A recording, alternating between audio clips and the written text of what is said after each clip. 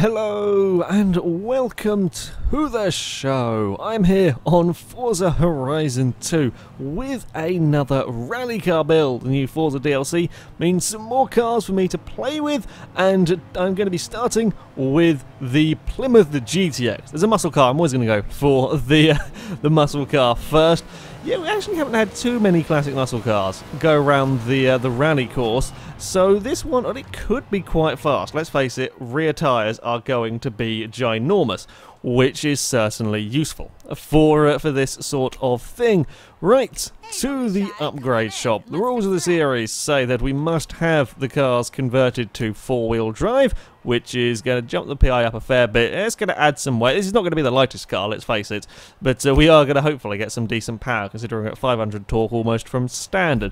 Yeah, cars to be four-wheel drive, it must have the Storm Island Rally tyres, which, God, we're up into A-class already. We've got to have the off-road, the Storm Island gearbox, which should give us some sensible gear ratios for the course that we are going around, and the off-road suspension, in the hope that the car might survive the bumps.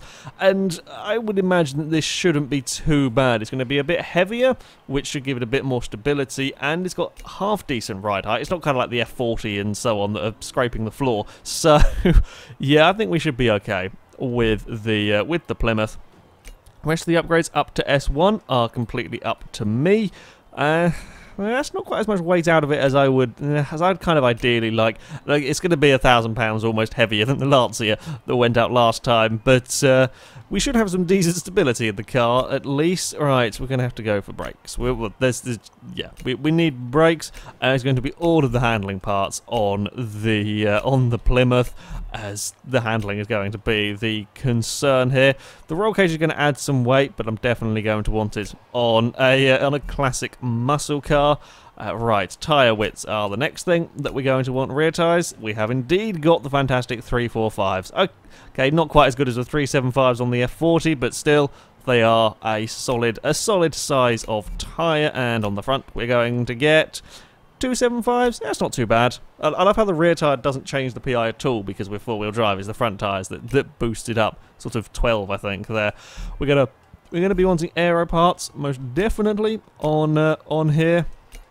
Again, the concern with a muscle car, of course, is its handling. What's that? Okay, that's just I was wondering if there's an interesting one. There is not. There, I'm guessing there's the normal. Yeah, there are the normal Forza muscle car bonnets, which I don't like either of them. If we need to drop a PI, or in fact, that's not even changing the PI. We may be able to add them on. We'll see. We'll see what comes out of the build, if you like. As far as conversion-wise going, I'm guessing we can have the 6.2 litre V8. Indeed, we can, and we could go for turbos. I don't think we're going to actually need to really go for them parts particularly. We'll come back to driveline and so on if we, as and when we need the PI. The exhaust dropped out almost 100 pounds of weight, I think. There, yeah, wow, and it didn't actually increase the PI by a huge amount. Okay, we're going to get a lot of power in this car, which is good news. Lots of power is always good news. We may actually have to go for turbos. Are we going to get the PI, or are we going to get enough power to max this into S1? It's going to be quite close, actually. It's going to be very close. Okay, we're going to get. I was thinking we may not quite get may not quite get as much power as this out of it, judging by the way that the PI had shot up so quickly. But now we start putting power on, it's not really making a huge amount of difference to this car.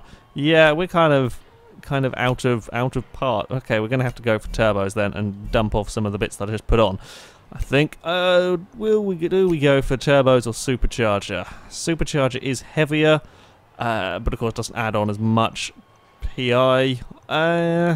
No, I always go for turbos. We're going to go with a supercharger with this vehicle, I think.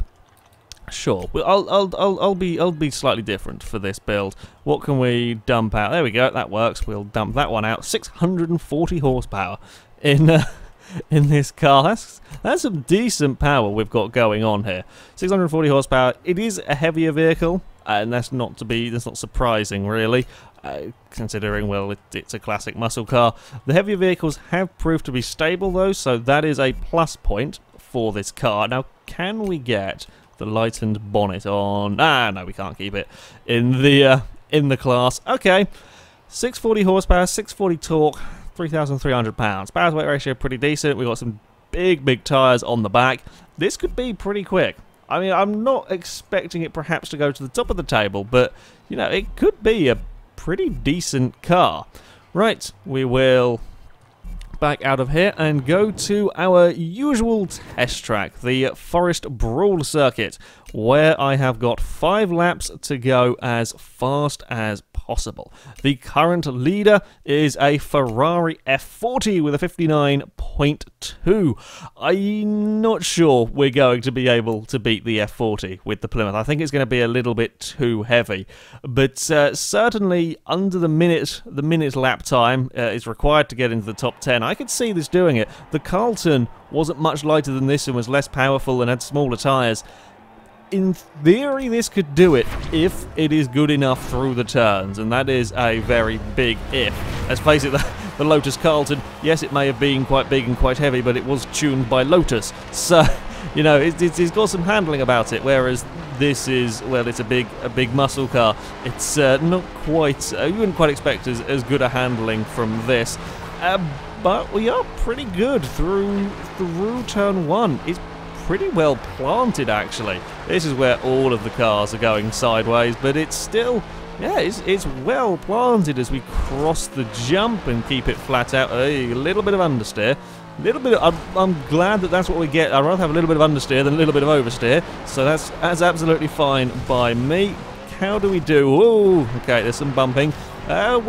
Despite getting chucked about all over the place, we're still pretty quick. Oh dear, don't quite have the brakes. Still pretty quick through the second to last corner. Okay, straight line speed. Let's see how the Plymouth does there. We fly through the air okay. I did slightly take it a bit too far to the right there. You want to go a little bit more left off the jump. Straight line speed is pretty good, 135. The brakes are not quite not quite what I would like. You just can't get it stopped as quickly. Oh, we're playing it a bit risky through there. Yeah, we're losing a little bit of time through this first sector, and a lot of it I think is down to the brakes getting into turn 1. We're going to bounce the back of the car off the floor, but it was very fast through that particular corner. Now we're all out of shape. We're bouncing and bouncing and bouncing, and I'm trying to get the car back on course through here. We're just about on course. It is very fast through that second to last corner, and then I can't stop it again. I'm used to driving the Lancia and the other sort of small, light, quick cars that have been very good on the brakes into that final corner, and this just isn't. Okay, it is feeling quite fast. Certainly through that mid-sector of the track, it feels fantastically quick. But it's the final turn that we get into a little bit of trouble on. Right, so really make sure we get it slowed down for turn 1. It kind of worked. It's not as good sort of under brakes into that first corner. And oh, I thought I pressed the button to change up gear. Apparently I had not. Okay, yeah, this lap is not going particularly to plan. Running a little bit wide through there as well. There goes the pissing windscreen. Now we're all out of shape. We go. God, if you get it wrong with this car and you're sort of taking the bumps awkwardly, it does not like it. It really does not like you taking the bumps. It is, again, another car good through that second to last corner. Still can't get it stopped. I'm trying to take as much speed, of course, through that final corner, and I'm going to have to brake really early if I want to get it stopped for there. Right, through the air, it does seem to like to come down a bit nose first over these jumps. A bit unfortunate to have broken the windscreen quite so soon. Okay, yeah, 136 straight line speed is decent. It's about average really for the cars. I like the balance of this vehicle though. There is just a tiny little bit of understeer to tell you when you're being a moron. Everything slides through this long corner, so that's sort of to be expected. Okay, now can we get it lined up through here? Much better this time round. That jump there is proving to be problematic for cars these days. Oh, I'm taking so much speed coming down here. This is all out of control. Just about got the car back together again. We can run the banking on the inside, which is nice, and this time I braked far too early for the for the final corner. Yeah, I was trying to find a braking point for that corner in this car. It's proving to be quite difficult. We are going quite quickly, though. Will we get...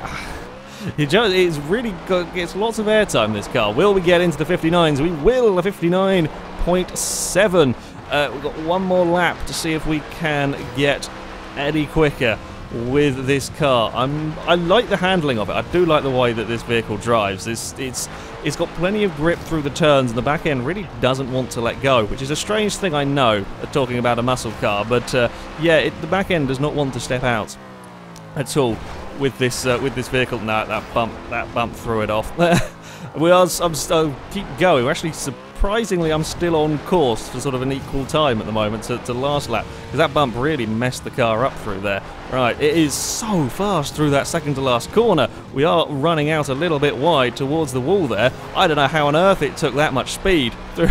How the bloody hell did it get like 107 miles an hour through there? We did run quite wide on the exit, I will admit, but it gets so much airtime over that as well. That's a little bit of a pain, actually. It gets too much airtime. A 59.3. Ooh, that was a quick final lap from the Plymouth. Yeah, this is a bloody good car. The Plymouth GTX goes into third place. The muscle car pushes the Porsche Cayman out of the third position. Again, we're talking fractions. It is getting incredibly close at the top of the table. Yeah, this is a really, really nice car to drive. There's some serious grip through that second to last corner that I wasn't expecting from this. The balance is absolutely lovely through the first part of the track as well.